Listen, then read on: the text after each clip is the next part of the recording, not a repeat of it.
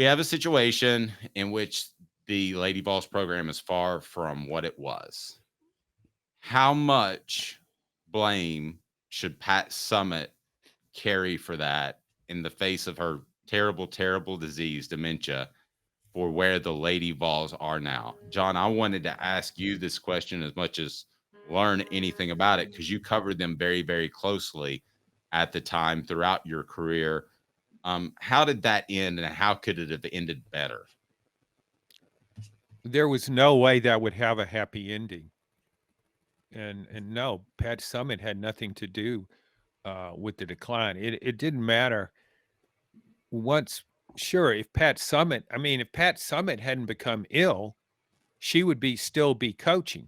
And I think probably in her last few years, even maybe she wasn't as sharp as she was previously. She might have been in the beginning stages of Alzheimer's, but Pat Summitt, not at her best, is still better than 90% of the coaches out there. She recruited very well right there right there in her final years. She recruited well enough, uh, but no, that had nothing to do with the decline. They, you could say, here was an issue.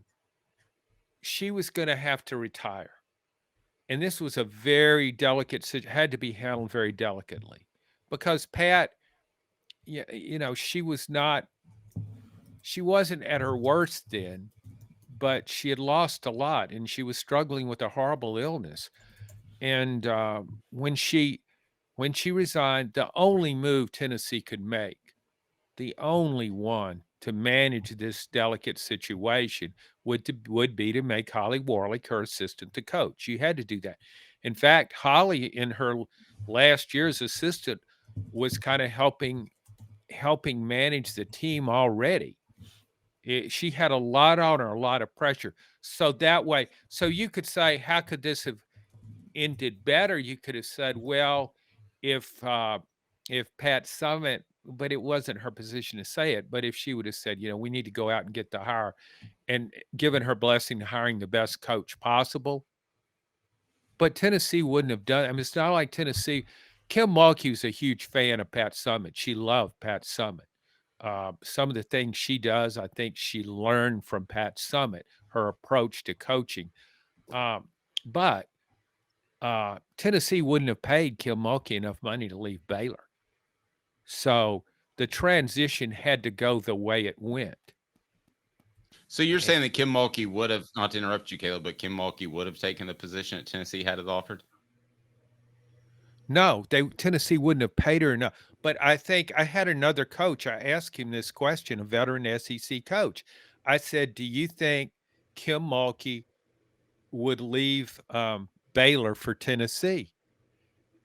And he said, "I think if you offered her enough money, you would get her attention." Interesting. Now it wouldn't be like a homecoming going back to Louisiana. She's a Louisiana native. She grew up not that far from Baton Rouge. It wouldn't be the same, but I do think if there were any other job she might have considered, it might have been Tennessee, because of the affection she had for Pat Summitt, the respect she had for Pat Summitt. I think she might have considered that. Whereas most coaches would be afraid of following a legend, Mulkey wouldn't have been. She would have said, "Man, I want to continue what Pat Summitt built." So yeah, but we know this isn't just about women's basketball. How many times have you seen Tennessee hiring a coach in any sport where he goes out when he does a Scott Woodward at LSU, or what he did at A&M doesn't always work out, Jimbo Fisher, but go out and get the biggest name coach he can and spend all the money in the world on them. And that's not how Tennessee is operated. Yeah, John, the disease was bad, and you're right. There was no. I will give you this. There was no way they could handle the disease because, one, I think we all agree Pat Summitt was probably coaching for at least 2 full seasons before she knew she had the disease too, and that was unfortunate. No one can blame her. Can't blame the administration or anybody like that.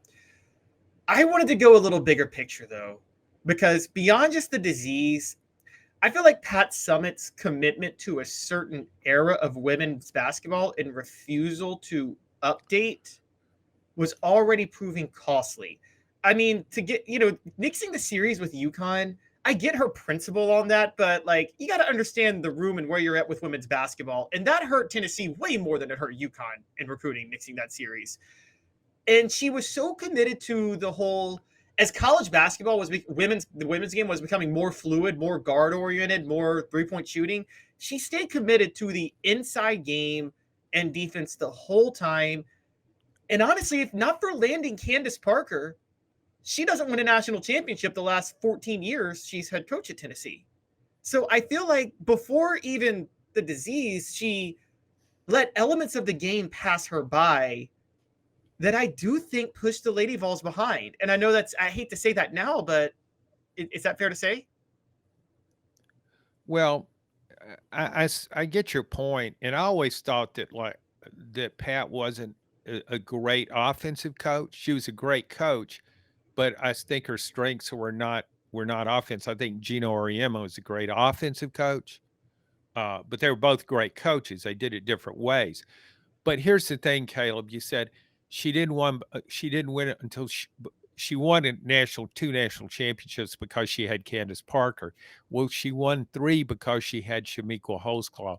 And here's the crux of it is she would get a Candace Parker. She would get a Shamiqua Holesclaw. People wanted to play for her. She was an incredible recruiter.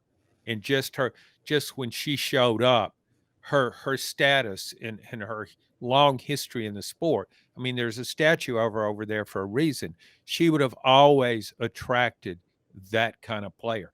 And she had a top recruiting class in the country, even when she was probably in the early stages of the disease. So she would have always gotten the players, and she was a tremendous recruiter. So I think she would have adjusted. The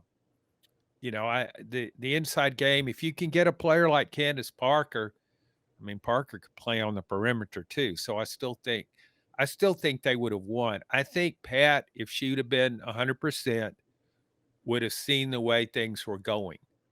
And I still think, yes, UConn passed Tennessee by, but I give credit to UConn for that during that phase. So it's just, and admittedly, it's really hard for me to criticize anything about Pat Summitt because she was so good at what she did, and she wasn't just an outstanding coach. I haven't been around coaches that had her impact on people, the impact on people that she did. She was just an amazing person, I thought.